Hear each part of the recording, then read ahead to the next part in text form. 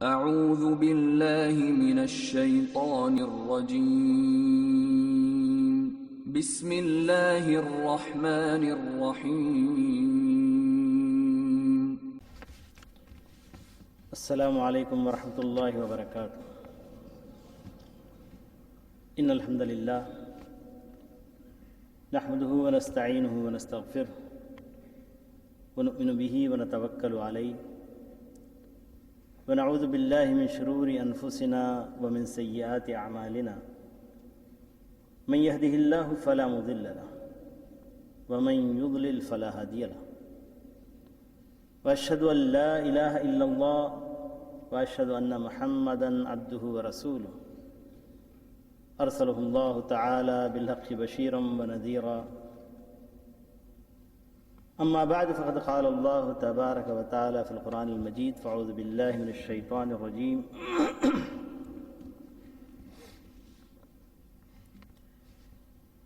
ان اول بیت وضع للناس للذی ببکۃ مبارکا وہدی للعالمین فیہ آیات مقام ابراہیم ومن دخلہ کان آمنا وَلِلَّهِ عَلَى النَّاسِ حِجُّ الْبَيْتِ مَنِ اسْتَطَاعَ إِلَيْهِ سَبِيلًا وَمَنْ كَفَرَ فَإِنَّ اللَّهَ غَنِيٌّ عَنِ الْعَالَمِينَ۔ محترم علماء کرام، معزز حاضرین،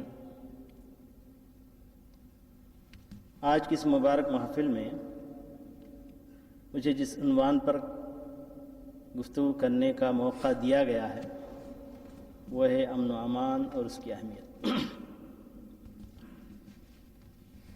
میں اپنے بات کی ابتدا ایک چھوٹے سے واقعے، ایک حادثے سے میں کرتا ہوں۔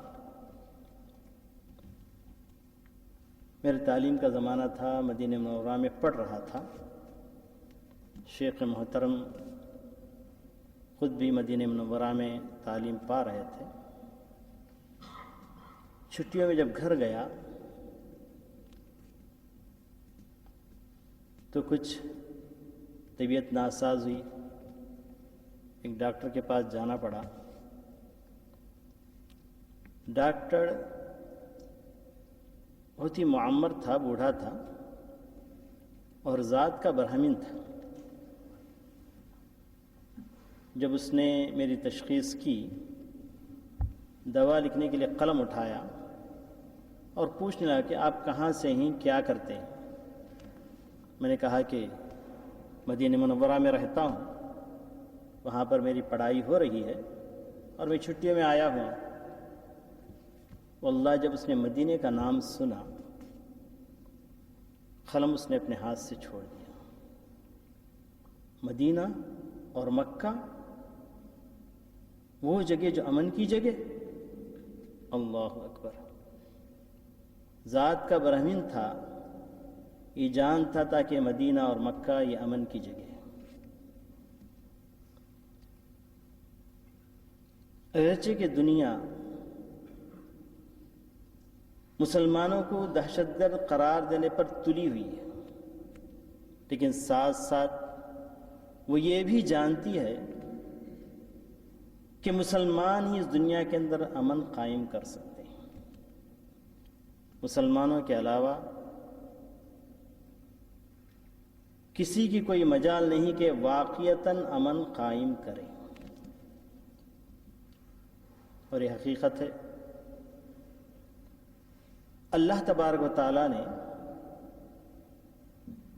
دین اسلام کو جہاں توحید والا دین بنا کر ہمیں عطا فرمایا، وہیں پر اس دین متین کو امن کا ذریعہ بھی بنایا۔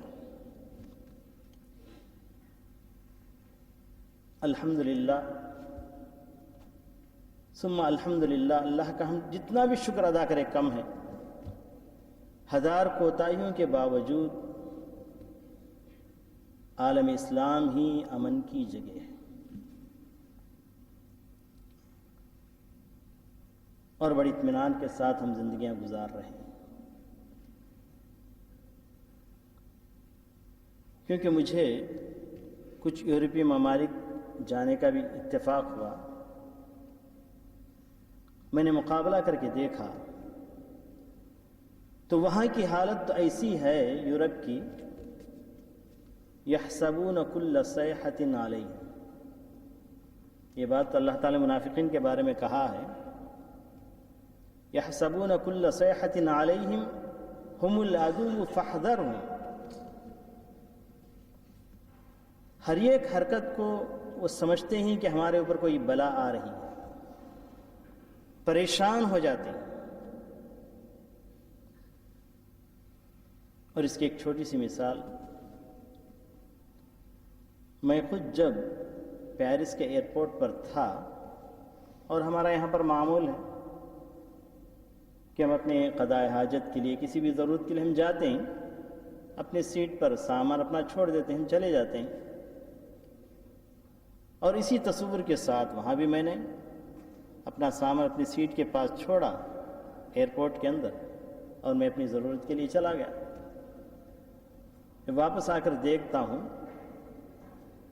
تو امن کا جو عملہ ہوتا ہے پورا میرے سامان کے اطراف گھیرے ہوئے۔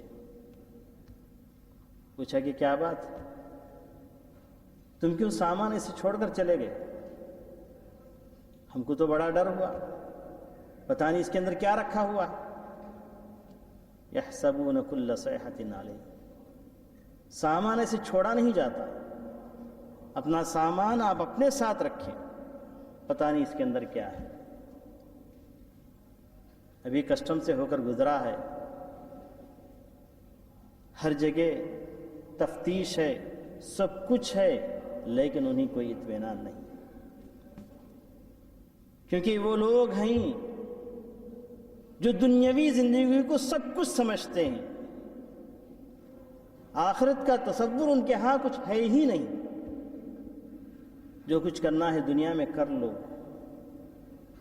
لیکن ہمیں یقین ہے، یقین کامل اللہ نے ہمیں دیا ہے کہ اگر یہاں ہم نیکی کرتے ہوئے اللہ کی راہ میں اس کے دین کو پھیلاتے ہوئے اگر مارے جائیں تو ہم شہید کہلائیں گے۔ مومن بندہ جہاں بھی ہوتا ہے بڑے اطمینان کے ساتھ زندگی گزارتا ہے، لیکن بڑے افسوس کے ساتھ کہنا پڑتا ہے، اور افسوس کی بات بھی ہے، اس کے چند سالوں بعد مجھے مکہ مکرمہ آنا پڑا، عمرے کے لیے آیا ہوا تھا۔ دیکھتا کیا ہوں کہ میری ٹیکسی کے سامنے بازو سے پولیس کی ایک کار گزری اور بڑی تیزی کے ساتھ آگے بڑھتی گئی، اور ایک جگہ جا کر انہوں نے پڑاؤ ڈالا، اور ایک کار کا انتظار کر رہے تھے، وہ تھے خطاء الطریق جن کو کہا جاتا ہے، جو مجرم تھے، جا رہے تھے، اور پولیس نے گولیاں چلائی اور کوشش اس بات کی کہ ٹائروں پر گولی لگے اور کار وہیں پر رک جائے۔ یہ امن کے اندر خلل ہے۔ مکہ مکرمہ جیسے امن کی جگہ، اس واقعے کو دیکھا تو میں گھبرا گیا۔ پھر اس کے بعد حرم پاک میں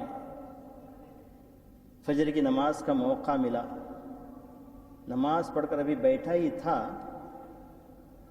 کہ اچانک ایک معمولی سی آواز، غالباً وہ صفائی والے کوئی چیز اس طریقے سے پھینک دیے، اس آواز کو ان لوگوں نے بم کا دھماکہ سمجھا، اور اس طرح سے بھگدڑ مچی کہ ہر شخص ادھر ادھر بھاگ رہا۔ میرے محترم دوستوں اور بھائیوں،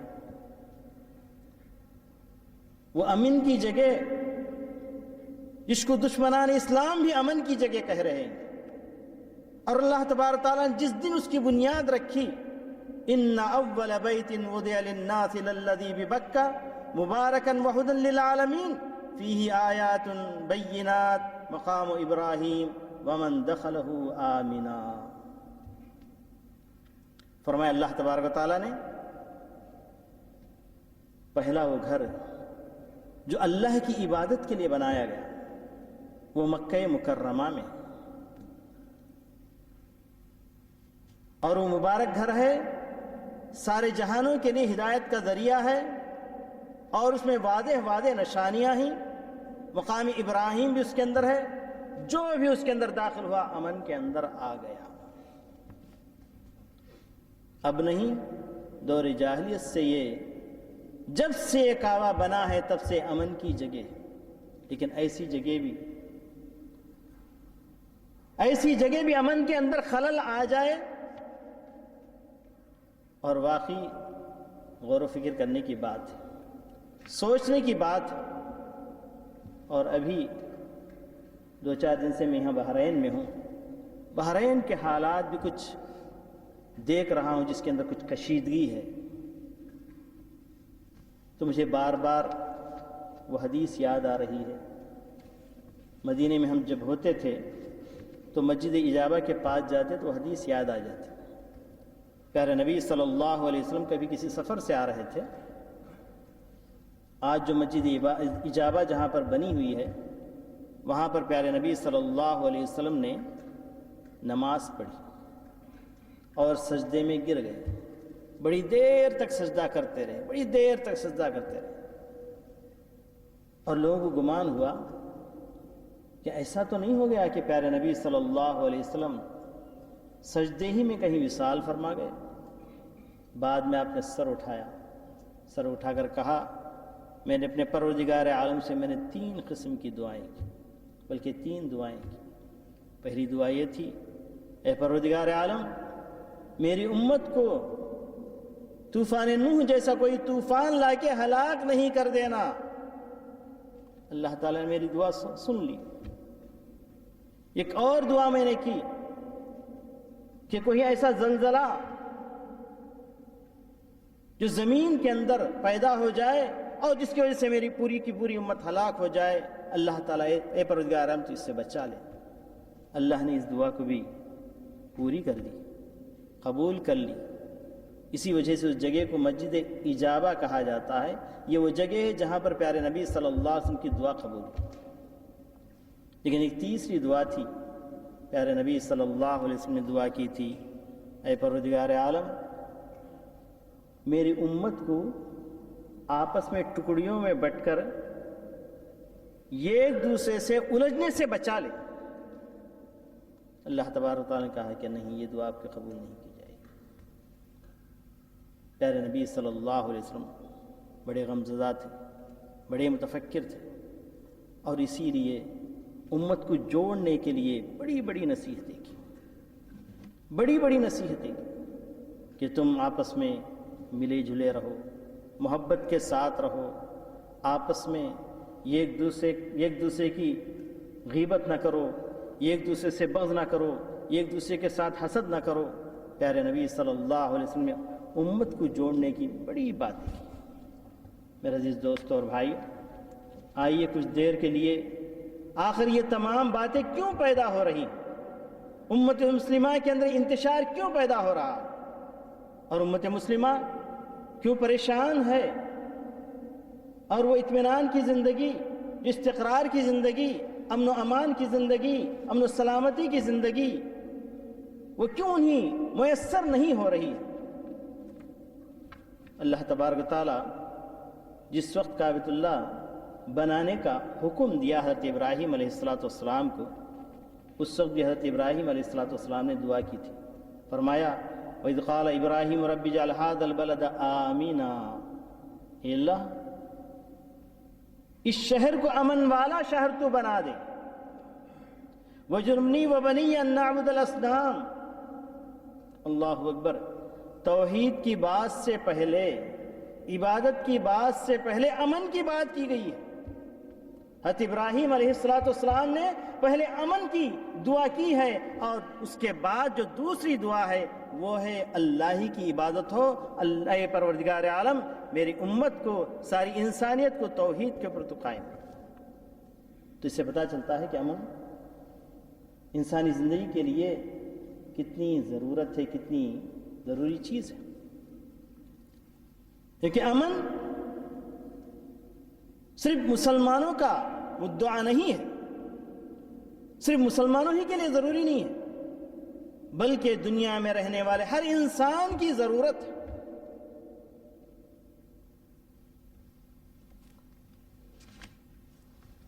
ہوا یہ کہ پیارے نبی صلی اللہ علیہ وسلم کے پاس حضرت عدی بن حاتم نے آ کر شکایت کی، یا رسول اللہ،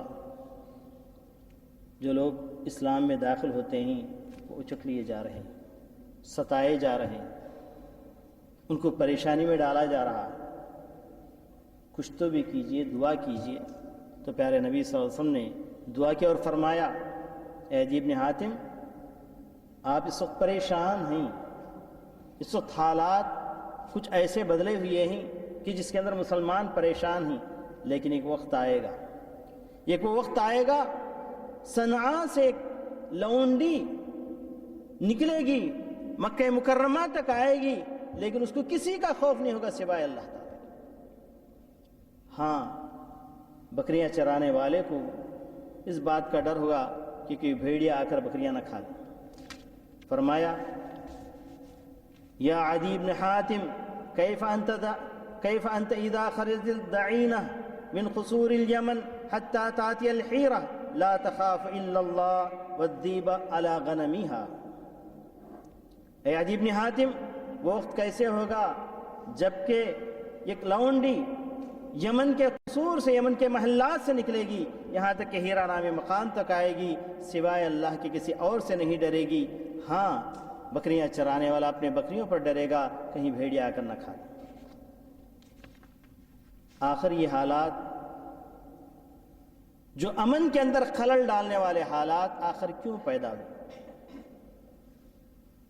اگر یہ ایک جملے میں کہا جائے تو ہمارے کرتوت کا نتیجہ ہے۔ اللہ تبارک تعالیٰ نے سچ کہا ہے، ما اصابکم من مصیبت فبما کسبت ایدیکم ویعفو عن کثیر۔ جو کچھ تمہیں مصیبت پہنچ رہی ہے، جو کچھ تمہیں مصیبت پہنچ رہی ہے، اور جو کچھ حرج میں تم لوگ پڑ رہے ہیں، وہ کس چیز کا نتیجہ ہے؟ تمہارے اپنے کرتوتوں کا نتیجہ ہے، اور بہت سی چیزوں کا اللہ تعالیٰ معاف بھی کر دیتا ہے۔ ہمارے ان گناہوں کا نتیجہ ہے، رات و دن ہم سے جو گناہ ہو رہے ہیں اس کا نتیجہ ہم دیکھ رہے ہیں۔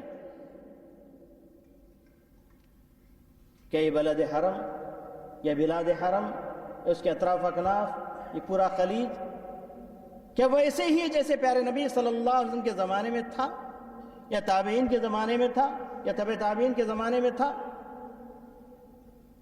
وہ زمانہ تو ایسا تھا کہ کفر کو اس خلیج سے نکال دیا گیا تھا، اس جزیرے عرب سے نکال دیا گیا تھا۔ آج کفر کو یہاں پر جگہ دی جا رہی ہے، شرک کو یہاں سے نکال کے باہر کر دیا گیا تھا،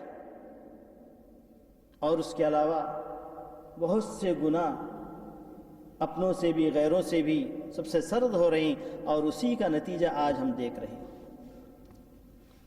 اور یاد رکھیے، توحید کی نعمت کے بعد جو سب سے بڑی نعمت جو انسانیت کو ملی ہے وہ امن کی نعمت ہے، اور اللہ تبارک تعالیٰ دی ہوئی نعمت کو کبھی نہیں چھینے گا، چھیننا نہیں چاہتا، مگر انسان ہے کہ ایسے اسباب پیدا کرتا ہے کہ اس سے نعمت چھین جائے۔ چنانچہ سورہ انفال میں اللہ تبارک تعالیٰ نے ارشاد فرمایا، ذَلِكَ بِأَنَّ اللَّهَ لَمْ يَكُ مُغَيِّرًا نِعْمَةً أَنْعَمَهَا عَلَىٰ قَوْمٍ حَتَّىٰ يُغَيِّرُوا مَا بِأَنفُسِهِمْ۔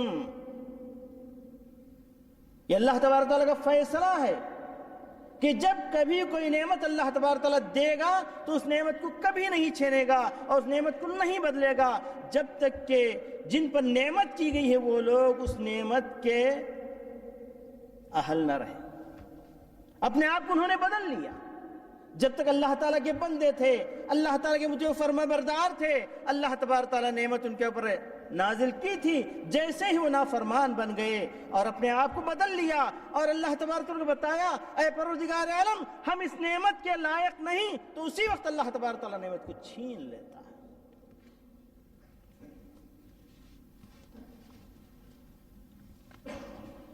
میرے عزیز دوستو اور بھائیو، نعمت چھیننے کا ایک سبب یہ بھی ہے کہ ہمارے اندر شرک آ جائے. شرک کا آنا یہ بھی بہت بڑا سبب ہے، کیونکہ اللہ تبارک و تعالیٰ مشرکین کو امن نہیں دیتا جو امن مومنین کو دیتا ہے. مومن کی زندگی بڑی اطمینان کی زندگی ہے، مشرکین کی زندگی بڑی پریشانی کی زندگی ہے. سب سے بڑی پریشانی یہ کہ وہ جن لوگوں کی عبادت کرتے ہیں، جن لوگوں کو انہوں نے اپنا معبود بنا رکھا ہے، اگر اس کو خوش کریں تو وہ کہیں غصہ نہ ہو جائے، اگر اس کو خوش کریں تو یہ صاحب کہیں غصہ نہ ہو جائے. یہ سب سے بڑی ان کی پریشانی.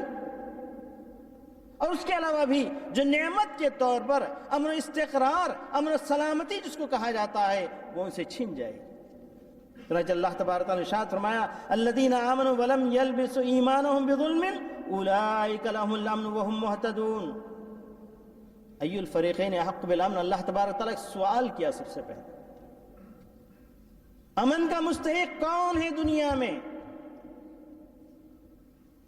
پھر اس کے بعد اللہ تبارک تعالیٰ جواب دیتے ہوئے فرماتا ہے الذین آمنوا، وہ لوگ جو ایمان لائے، ولم یلبسوا ایمانہم بظلم، ظلم سے مراد یہاں پر شرک.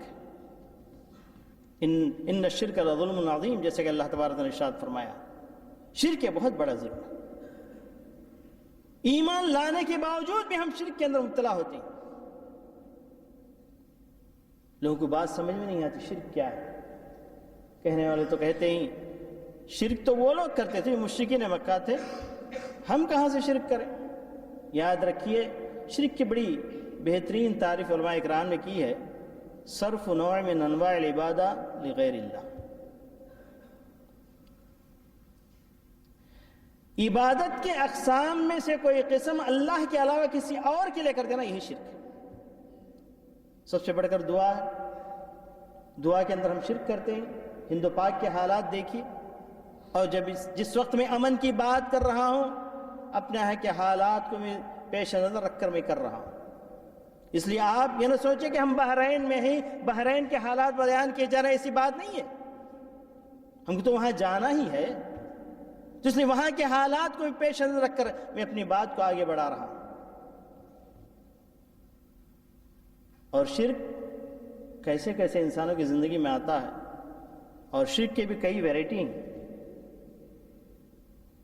ابن قیم رحمۃ اللہ علیہ نے ایک چھوٹے سے جملے میں مشرکین جتنے قسم کے ہوتے سارے بیان کر دیں. فرمایا فَأَبَى الْمُشْرِكُونَ أَن يَعْبُدُوا غَيْرَهُ أَوْ بِهِ أَوْ عِندَهُ. مسئلہ ختم.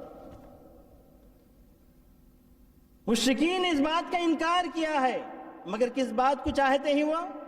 وہ چاہتے یہی کہ اللہ کے علاوہ کسی اور کی عبادت کریں. کسی بھی بابا کے پاس جا کر کہتے ہیں اے بابا تم دے دو. یہ پہلے کیٹیگری ہے، مشرکین میں سے پہلے کیٹیگری ہے. اور دوسرا کیٹیگری کون ہے؟ الا یعبدوا غیرہ اور بھی. بابا سے ڈائریکٹ نہیں مانگتے، بلکہ بابا کے پاس جا کر کہتے ہیں اے بابا ہمیں دلا دو، اللہ سے دلا دو. یہ دوسرے کیٹیگری کے لوگ ہیں. اور ایسے ہی مشرکین مکہ بھی تھے. ما نعبدهم الا ليقربونا الى الله زلفى کہتے تھے. ہم بتوں کی عبادت کہاں کر رہے ہیں؟ ان کو تو واسطہ بنا رہے ہیں، ان کے طفیل سے اللہ سے ہم مانگ رہے ہیں. اور تیسری قسم کے لوگ اور عندہ، نہ غیر اللہ سے ڈائریکٹ مانگتے ہیں، نہ غیر اللہ کا سہارا لے کر اللہ سے مانگتے ہیں، بلکہ غیر اللہ کے پاس جا کر بیٹھتے ہیں اور وہاں سے اللہ تبارک تعالیٰ سے مانگتے ہیں. یہ بھی ایک قسم ہے مشرکین کی. حاجی لوگ بڑا پیسہ خرچ کر کے آتے ہیں مدینہ منورہ، کہتے ہیں کہ آج پائے مبارک کے پاس بیٹھ کر مانگیں گے، نال مبارک کے پاس بیٹھ کر مانگیں گے. کہتے ہیں کہ آج سر مبارک کے پاس بیٹھ کر مانگیں. کوئی کہتا ہے کہ آج مواجہ مبارک میں بیٹھ کر مانگیں. یہ جو تصور مسلمانوں کا بن گیا ہے یہ بھی ایک شرک ہے. یا شرک کے لیے وسیلہ ہے۔ اور یاد رکھیے، اگر اس جملے کو ہم سامنے رکھ لیں، ابن قیم رحمۃ اللہ نے جو کہا ہے، اور تینوں قسم کے مشرکین کو ہم سامنے رکھ کر ذرا سا اپنی امت کا جائزہ لیں، امت ہند و پاک کا جائزہ لیں، تو پتہ چلے گا کہ تقریباً 90%، بلکہ اس سے زیادہ بھی، یا تو پہلے کیٹیگری میں آئیں گے، یا تو دوسرے کیٹیگری میں آئیں گے، یا تیسرے کیٹیگری میں آئیں گے۔ ایک مرتبہ میں نے دیکھا غار ہیرا، تاریخی مقام ہے، جانا ہے، دیکھنا ہے، ہم نے دیکھنے کے لیے بڑی کوشش کی، وہاں پر پہنچ گئے۔ وہاں پر کچھ ہندوستانی بوڑھیاں بیٹھی ہوئی، ابھی آئے گی رحمت، ابھی آئے گی، ابھی آئے گی رحمت، ابھی آئے گی۔ ارے تم نے کعبۃ اللہ چھوڑا، حجر اسود جیسا مقام چھوڑا، مقام ابراہیم جیسا مقام چھوڑا، پورے مطاف کو چھوڑا، مستلم کو چھوڑا، صفا مروہ کو چھوڑا، ساری چیزوں کو تم نے چھوڑ دیا، تمہیں وہاں پر رحمت ملے گی؟ حضرت عمر رضی اللہ تعالیٰ کے زمانے میں ایسا ہی واقعہ لوگوں نے چاہا کہ اس درخت کے ساتھ کریں جس کا ذکر قرآن مجید کے اندر آیا ہے، بیت رضوان جس کو کہا جاتا ہے، بیت رضوان جس درخت کے نیچے ہوا تھا، اس درخت کو لوگوں نے مقدس سمجھا۔ حضرت عمر نے حکم دیا اور اس کو کٹوا دیا۔ تو میرے دوست اور بھائیو، اگر امن ہم چاہتے ہیں تو اس شرک سے باز رہے، بلکہ شرک دنیا سے ختم کرنے کی کوشش کرے۔ جب تک مسلمان اس شرک کے ساتھ لڑائی کرتا رہے گا، اس کو ختم کرنے کی کوشش کرتا رہے گا، اس وقت اللہ تبارک تعالیٰ اس کو امن دیتا رہے گا۔ میرے عزیز دوست اور بھائی، امن، دوسرے لوگ پریشان، امن کیسے قائم کریں؟ امن کے لیے ضروری ہے کہ آخرت کا تصور ہمارے سامنے بالکل واضح ہو۔ فَمَن يَعْمَلْ مِثْقَالَ ذَرَّةٍ خَيْرًا يَرَى وَمَن يَعْمَلْ مِثْقَالَ ذَرَّةٍ شَرًّا يَرَى۔ جو ذرا برابر نیکی کرتا ہے اس کو بھی وہاں اس کو دیکھ لے گا، جو ذرا برابر برائی کرتا ہے اس کو بھی اللہ تبارک تعالیٰ کے پاس اس کی سزا دیکھ لے گا۔ جب تک یہ تصور نہ ہو، دنیا میں کوئی طاقت نہیں جو امن ہمیں دینے والی۔ ایک مرتبہ ایک لائر کے ساتھ مجھے سفر کرنے کا اتفاق ہوا۔ میں نے اس سے پوچھا کہ تمہارا کام کیا ہے؟ کہا کہ لائر۔ تمہارا محکمہ کس لیے قائم ہوا ہے؟ انصاف دینے کے لیے۔ میں نے پوچھا کیا تم نے انصاف دے دیا؟ تمہارے محکمے نے دنیا والوں کو انصاف دے دیا؟ ظلم ہو تبھی نہ آپس میں لڑائیاں جھگڑے ہوں گی، امن کے اندر خلل آئے گا۔ کیا تمہارے محکمے نے کیا انصاف دے دیا؟ کہا کہ نہیں دیا۔ وجہ کیا ہے؟ جو جتنا پیسہ دیتا ہے اس کی طرف ہم بات کرتے ہیں، انصاف کہاں سے حاصل ہوگا؟ تو میں نے پوچھا کہ آخر ایسے کیوں ہو رہا ہے؟ اس لیے ہو رہا ہے کہ دنیا ان کے سامنے ہے، دنیا کے علاوہ کوئی آخرت کا تو کوئی تصور نہیں۔ اس کے بعد میں نے چند لمحات اور چند منٹ میں نے اس کے سامنے آخرت کا تصور دلایا تو گھبرا گیا کہ ایسے ہونے والا ہے، دوبارہ ہم اٹھائے جانے والے ہیں، ذرے ذرے کا حساب کتاب دینا ہے۔ ارے یہ بات سب کو معلوم ہو جائے، سب کے دلوں میں اتر جائے تو امن قائم ہو جائے گا، انصاف قائم ہو جائے گا۔ اور بالکل ویسے ہی ایک پولیس آفیسر تھا جو میرے ساتھ سفر کر رہا تھا، اس سے میں نے یہی سوال کیا، تم کیا کرتے ہو؟ کہا کہ میں پولیس آفیسر ہوں، ریٹائرڈ آفیسر ہوں۔ تو بتائیے کہ آپ کا محکمہ کس لیے قائم ہے؟ تو اس نے کہا کہ دنیا میں امن قائم کرنے کے لیے، جرائم کا خاتمہ کرنے کے لیے ہمارا محکمہ قائم ہے۔ تو میں نے پوچھا کیا واقعی تمہارے محکمے نے جو مقصد اپنے سامنے رکھا ہے اس مقصد کے اندر کامیاب ہو گیا؟ کہا کہ بالکل نہیں۔ آخر کیوں ہو رہا ہے؟ تو کہا کہ کہیں مجرم کو ہم دیکھتے ہیں، اس کے پاس پہنچتے ہیں، اگر وہ کچھ رشوت لیتے ہیں اور اس کو چھوڑ دیتے ہیں، یا تھوڑی دیر کے لیے اس کو بھگا دیتے ہیں، وہاں سے دور کر دیتے ہیں، جیسے ہم واپس آئے پھر اسی برائی کے اندر وہ لوگ مبتلا۔ اس کے لیے دنیا میں اگر امن قائم کرنا ہے تو اس تصور کو لوگوں کے اندر عام کرنا ہے. فَمَن يَعْمَلْ مِثْقَالَ ذَرَّةٍ خَيْرًا يَرَهُ وَمَن يَعْمَلْ مِثْقَالَ ذَرَّةٍ شَرًّا يَرَهُ. کیونکہ دنیا میں دیکھ رہے ہیں ظالم کو چھوڑ دیا جاتا ہے, مظلوم کو سزا دی جاتی ہے. کیا دنیا ایسے ختم ہو جائے گی؟ اس کا کوئی نتیجہ نہیں. لوگوں کے اندر تصور بٹھانا پڑے گا اور اس کے لیے اصلاح. تو برابر وہ جو محامی تھا, جو لائر تھا, اس نے بھی پوچھا کہ تمام باتیں کہاں ملیں گی, اور وہ پولیس آفیسر نے بھی پوچھا یہ باتیں کہاں ملیں گی. میں نے بتایا کہ قرآن مجید کے اندر ساری باتیں ملیں گی. پھر انہوں نے طلب کیا قرآن مجید, کہا کہ کیا ہماری زبان میں؟ ہاں تمہاری زبان میں قرآن مجید. اور اللہ کا تقوی, ایمان کے بعد اللہ کا تقوی اختیار کریں تو امن قائم ہوگا. اللہ تبارک و تعالی ہمیں ہر طریقے سے نوازے گا.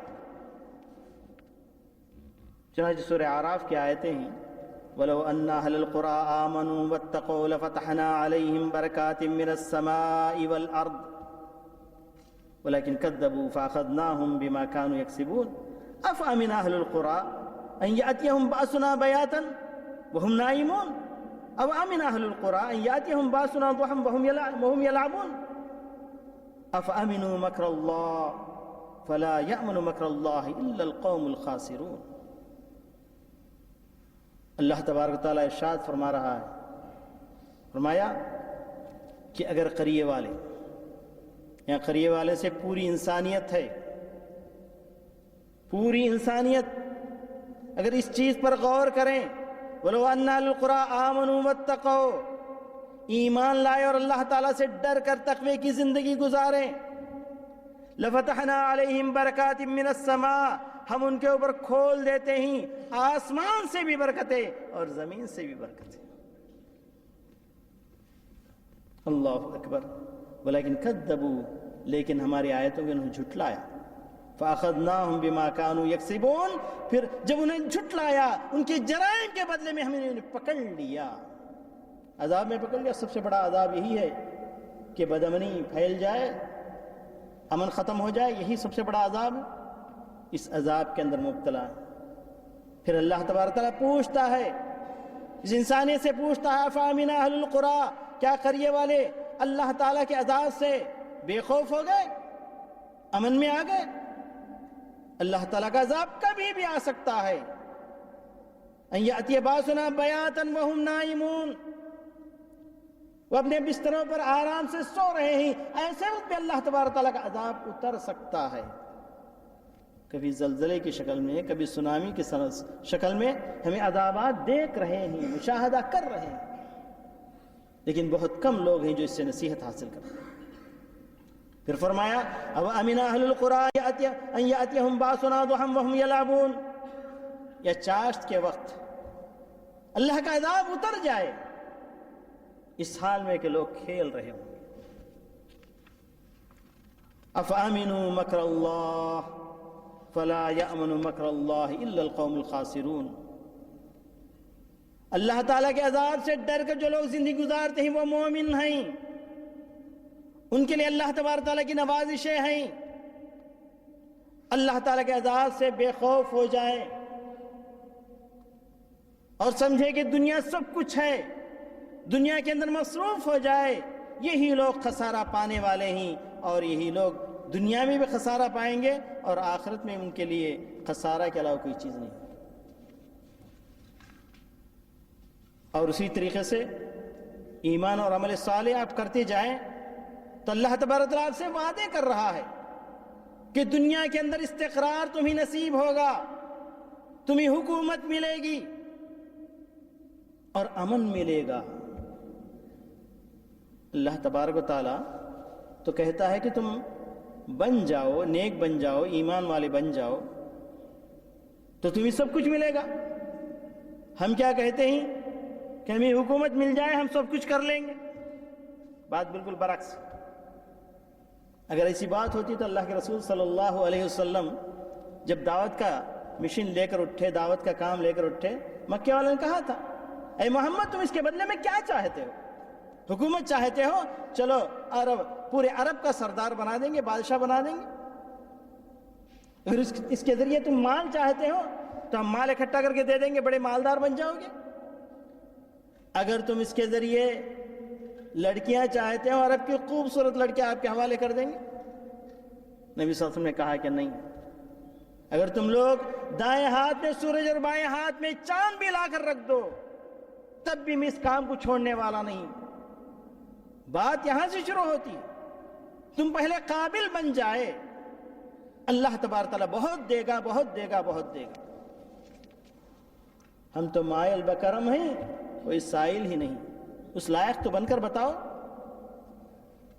وعد اللہ الذین آمنوا منکم وعملوا الصالحات ليستخلفنهم في الارض كما استخلف الذین من قبلهم وليمكنن لهم دینهم الذي ارتضى لهم وليبدلن من بعد خوفهم امنا يعبدونني لا يشركون بي شيئا ومن كفر بعد ذلك فاولئك هم الفاسقون۔ اس بات کو سمجھنے سے بہت سی جماعتیں قاصر رہی، مسلمانوں کی جماعتیں، خود مومنوں کی جماعت، اپنے آپ کو مسلمان کہنے والے، اللہ تبارک تعالیٰ وعدہ کرتا ہے، غور سے سنیے، اللہ نے ان لوگوں سے وعدہ کیا ہے جو ایمان لے آئے اور جو عمل صالح کرتے رہے کہ انہیں خلیفہ بنا دے گا زمین کا، جیسا کہ اس سے پہلے اللہ تعالیٰ نے خلیفہ بنایا ہے، اور انہیں دین کے اوپر متمکن کر دے گا، دین کے اوپر پورے طور پر عمل کرنے کے لائق بن جائیں گے۔ وہ دین جو اللہ تعالیٰ جس کو پسند کیا ہے، اور ان کے خوف کو امن میں بدل دے گا، بشرطے کہ یعبدوننی ولا یشرکون بی شیئا۔ بات وہی ہے، توحید کو اپنا لو، اللہ توحید کے علاوہ کسی اور کے پیچھے نہ پڑو۔ فَأُولَٰئِكَ هُمُ الْفَاسِقُونَ، اور جو لوگ کفر کرتے ہیں وہ لوگ فاسق ہیں۔ اللہ تبارک و تعالیٰ، امن ایک بہت بڑی نعمت ہے، اس کو برقرار رکھنا ہے یا اس کو مزید حاصل کرنا ہے تو اور ایک کام ہمیں کرنا پڑے گا، اللہ کا شکر ادا کرنا پڑے گا۔ لَئِن شَكَرْتُمْ لَأَزِيدَنَّكُمْ وَلَئِن كَفَرْتُمْ إِنَّ عَذَابِي لَشَدِيدٌ۔ اللہ تبارک و تعالیٰ فرماتا ہے، جو کچھ تمہیں نعمتیں ملی ہیں، جو کچھ تمہیں امن ملا ہے، اور جو کچھ تمہیں اللہ تبارک تعالیٰ کے احسانات تم پر ہوئے ہیں، اس کا تم شکر ادا کرو، ہم تمہیں نوازتے جائیں گے۔ اگر تم نے کفران نعمت کیا، کفر دو قسم کا ہے، ایک تو اللہ کا انکار کرنا، یہ بھی کفر ہے، نعمت کا انکار کرنا یہ بھی کفر ہے، اس کو کفران نعمت کہا جاتا ہے۔ کفر دون کفر، وہ بڑا کفر ہے تو چھوٹا کفر، یہ بھی کفر ہے وہ بھی کفر ہے۔ وَلَئِن كَفَرْتُمْ ان عذابی لشدید، میرا عذاب بہت بڑا، بہت سخت ہے۔ اور ایک چیز جو ہم کچھ کر نہیں سکتے لیکن حکومتیں کر سکتی ہیں، اس کی وجہ سے بھی امن برقرار رہتا ہے، وہ کیا ہے؟ اعدوا لهم ما استطعتم من قوة ومن رباط الخيل ترهبون به عدو الله وعدوكم وآخرين من دونهم لا تعلمونهم الله يعلمهم۔ اللہ تعالیٰ اعداد قوت تیار کرنے کے لیے کہا، یہ ہمارے بس کی بات نہیں، حکومتیں تیار کریں۔ اور ہماری حالت کیا ہے؟ حکومتوں کو جمنے ہی نہیں دیتے، اور خود ہم ایک ہمارے پاس ہے کہ جس کو پٹاخہ کہتے ہیں نا، دیوالی میں جلاتے ہیں، وہ بھی اگر ہمارے ہاتھ میں آ جائے تو فوراً لے جا کر اس کو استعمال کرنے کی کوشش کرتے ہیں۔ اللہ تعالیٰ استعمال قوت کے لیے نہیں کہا، اعداد قوت کے لیے کہا، تم اعداد قوت بناؤ۔ سب سے پہلی قوت ایمانی قوت ہے، سب سے پہلی قوت ایمانی قوت ہے۔ ہر شخص اپنی جگہ ایمانی قوت بنا سکتا ہے۔ وَإِن يَكُن مِّنكُمْ 20 صَابِرُونَ يَغْلِبُوا 200۔ اللہ تعالیٰ نے یہی کہا کہ تمہارے اندر ایمان ہے تو کفار پر 10 پر تم بھاری پڑ جاؤ گے۔ آپ کے جسم ان کا جسم برابر ہے، لیکن ایمانی قوت 9 گنا طاقت کا کام کرے گی۔ ایمانی قوت ہمارا کام ہے اور جسمانی قوت یہ حکومتوں کا کام ہے۔ لیکن یہاں تو مسئلہ الٹا ہے، ایمانی قوت تو ہم نے تیار نہیں کیا بلکہ ہم اس قوت کے پیچھے پڑ گئے۔ کوئی بم بنا رہا ہے، کوئی کچھ کر رہا ہے، کوئی کچھ کر رہا ہے۔ ایک مرتبہ کچھ نوجوان میرے پاس آئے تھے، جس وقت میں عمر آباد میں تھا، آ کر کہا مولانا آپ سے ہم ایک سوال کرنا چاہتے ہیں۔ کیا بات؟ کہا کہ ہم بم بنانا چاہتے ہیں۔ اچھا، کس کے لیے بنائیں گے؟ کہا کہ جتنے درگاہ ہیں ہندوستان کے اندر، ایک ایک درگاہ کے پاس ایک بم رکھ کے اڑا دیں گے، ختم۔ اللہ اکبر، یہ کیسی جہالت ہے! تم نے تبلیغ کا کام نہیں کیا، جا کر لوگوں کو سمجھایا نہیں، بتایا نہیں، ہم بم بنا کے درگاہوں کو اڑانے کے لیے نکل گئے۔ اللہ میں نے کہا کہ اگر یہ کام تم کرو گے، پورے ہندوستان میں تمہاری ایک مسجد باقی نہیں رہی۔ وَلَا تَسُبُّوا الَّذِينَ يَدْعُونَ مِن دُونِ اللَّهِ فَسُبُّوا اللَّهَ عَدْوًا بِغَيْرِ علم۔ اللہ تعالیٰ نے یعنی ضابطہ بتا دیا ہے قرآن مجید کے اندر، کہا کہ تم ان معبودان باطلہ کو برا نہ کہو۔ کیا ہوگا اس کے بدلے میں؟ تمہارے معبود جو معبود برحق ہے اللہ تبارک تعالیٰ ہے، اس کو برا بھلا کہیں گے۔ تو معبود برحق کو برا بھلا کہلانے والے کون ہوئے؟ ہم ہی ہوئے۔ مسجدوں کو نشانہ بنانے والے کون ہوئے؟ ہم ہوئے۔ یہ بالکل غلط ہے، لیکن افسوس کے ساتھ کہنا پڑتا ہے ان نوجوانوں نے ایسی کوئی حرکت کی، ابھی درگاہ تک تو نہیں پہنچے، وہیں پر وہ جکڑ لیے گئے۔ آج بھی ان لوگوں میں سے کچھ سلاخوں کے پیچھے۔ یہ کام ہمارا نہیں، امن پسند نہیں، ہم امن پھیلائیں گے، ایمانی قوت کو بڑھائیں گے، اور وہ قوت جو جسمانی قوت ہے وہ حکومتوں کا کام ہے، حکومت دیکھیں۔ اور چلیے بات کو ختم کرنا انشاءاللہ۔ میرے عزیز دوستوں اور بھائیوں، کافر بھی امن کے لیے لڑ رہا ہے، اور امن ایک ایسی چیز ہے، حکومتوں کا اصل مقصد یہی ہے۔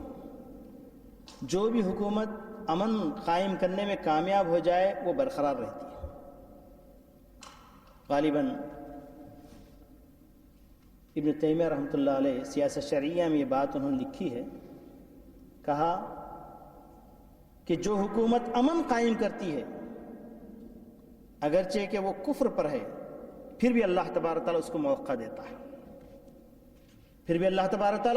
اس کو موقع دیتا ہے کہ اگر وہ امن قائم رکھی ہے تو اللہ تبارک تعالیٰ اس کو برقرار رکھے گا۔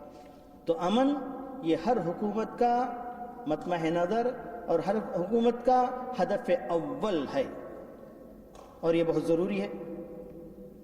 تو اس لیے حکومت کے ذریعے بھی ہم امن قائم کر سکتے ہیں۔ وہ چیزیں جو قرآن مجید سے ہم قائم نہیں کر سکتے، بعض چیزیں جو قرآن مجید کو ماننے والا جو بادشاہ ہے اس کے ذریعے بھی ہم قائم کر سکتے ہیں۔ اور وہ کیا ہے؟ وہ یہ کہ حدود قائم کرے تو امن قائم ہو جائے گا، اور یہ بھی بہترین ذریعہ امن قائم کرنے کا، اس لیے کہ اللہ تبارک تعالیٰ جو دین کو بھیجا اس دنیا کے اندر چند چیزوں کی حفاظت کے لیے بھیجا، جس کو کہا جاتا ہے، انہی چیزوں کو کہا جاتا ہے کہ یہ وہ چیزیں ہیں جس کو کلیات خمسہ کہا جاتا ہے۔ نمبر 1 حفظ دین، حفظ نفس، حفظ عقل، حفظ نسل، حفظ مال۔ یہ 5 چیزیں، یعنی آپ کے دین کی حفاظت، آپ کے نفس کی حفاظت، آپ کے عقل کی حفاظت، آپ کے نسل کی حفاظت، آپ کے مال کی حفاظت، یہ 5 کلیات خمسہ ہیں، اور اس کو قائم رکھنے کے لیے، اس کی حفاظت کے لیے دین اسلام اس دنیا کے اندر آیا، اور اس کے لیے حدود قائم کر دیے۔ یعنی حفظ دین کے لیے ارتداد، جو شخص دین اسلام سے مرتد ہو جائے گا، کافر بن جائے گا، اس کی سزا قتل رکھ دی گئی، تاکہ کوئی شخص دین میں آنے کے بعد دین سے مرتد نہ ہو۔ حفظ نفس مطلب کوئی شخص کسی شخص کو قتل کر دیتا ہے، قتل کی سزا قتل رکھ دی گئی تاکہ امن قائم ہو جائے۔ وفی القصاص حیات یا اولی الالباب، اللہ تبارک تعالیٰ نے کہا قتل کے اندر بھی، قصاص کے اندر ہے، قتل یعنی نفس کا بدلہ نفس، جو قصاص ہے، قصاص کے اندر بھی تمہارے لیے زندگی ہے۔ غیروں کو بڑا تعجب ہوا، کہنے لگے تو یہ ایک آدمی تو مرتا ہے، دوسرے آدمی کو تم قتل کر دیتے ہو۔ شاہ فیصل سے ایسے ایک سوال کسی نے کیا تھا، تو انہوں نے کہا کہ لاؤ آج کا جو روزنامہ ہے اس کو لے آؤ۔ کہا کہ تمہارے امریکہ میں، تمہارے برطانیہ میں کتنے جرائم واقع ہوئے ہیں؟ کہا کہ اتنے جرائم۔ ذرا سا ہمارا بھی پرچہ لاؤ، کچھ بھی نہیں۔ یہ کس چیز کا نتیجہ ہے؟ حدود قائم کرنے کا نتیجہ ہے کہ امن برقرار ہوا۔ چنانچہ حفظ نفس کے لیے اللہ تبارک تعالیٰ نے قتل کی سزا قتل رکھی ہے۔ حفظ عقل یعنی آدمی جو شراب پیتا ہے، نشہ اور چیز استعمال کرتا ہے، اس کی وجہ سے عقل جاتی رہتی ہے۔ عقل جب جاتی رہتی ہے تو دنیا کے اندر انتشار پھیلائے گا، امن کے اندر بدنامی پھیلائے گا، تو اس لیے اس کی سزا رکھی گئی، سکوڑے لگاؤ۔ اور اسی طریقے سے حفظ النسل، اگر کسی نے زنا کر لیا، یہ بھی امن کے اندر انتشار پھیلانا ہے۔ اگر اس کو عام کر دیا جائے تو کسی کی عزت باقی رہے گی، کسی کی عفت باقی نہیں رہے گی۔ اللہ تعالیٰ نے زنا کی سزا رجم رکھا ہے اگر وہ محسن ہے، یعنی مطلب ہے کہ شادی شدہ ہے۔ اگر غیر محسن ہے یعنی شادی شدہ نہیں ہے تو اس کو 100 کوڑے لگانے کا حکم ہوا ہے۔ اور اسی طریقے سے حفظ مال، چور کے ہاتھ کاٹے جائیں گے۔ اگر ان حدود کو نافذ کیا جائے گا تو امن قائم ہو جائے گا۔ آج اس کی مثال سعودی عرب ہے، اور ہو سکتا ہے کہ یہاں بھی ماشاءاللہ یہ بھی یعنی مسلمانوں کا ملک ہے، یہاں بھی حدود قائم کیے جاتے ہو۔ اس کے بارے میں تفصیلات مجھے معلوم نہیں، تو بہرحال سعودی عرب ہمارے لیے ایک مثال ہے۔ تو اس طریقے سے حدود قائم کرنے سے بھی امن قائم ہوتا ہے۔ تو بہرحال اعدوا لهم ما استطعتم من قوة، اس پر میں یہاں پر ٹھہر کر آپ حضرات سے کہنا چاہتا ہوں کہ ماشاءاللہ یہ حکومت کی تم قوت ہو، ترہبون به عدو اللہ وعدوکم، آپ ہی لوگ ہو، تمہاری طاقت سے دشمن ڈرتا ہے، بدآمنی پھیلانے والا ڈر جاتا ہے۔ اللہ تعالیٰ نے اس نعمت کے اوپر تمہیں فائز کیا ہے، اس اعلیٰ مقام کے اوپر تمہیں فائز کیا ہے، تو تمہارے لیے خوشخبری ہے۔ خوشخبری کے طور پر آخر میں ایک حدیث سنا کر میں اپنی بات ختم کرنا چاہتا ہوں۔ پیارے نبی صلی اللہ علیہ وسلم نے ارشاد فرمایا، عن ابی صالح مولا عثمان بن عفان قال سمعت عثمان يقول سمعت رسول الله صلى الله عليه وسلم يقول رباط يوم في سبيل الله خير من 1000 يوم فيما سواه من المنازل۔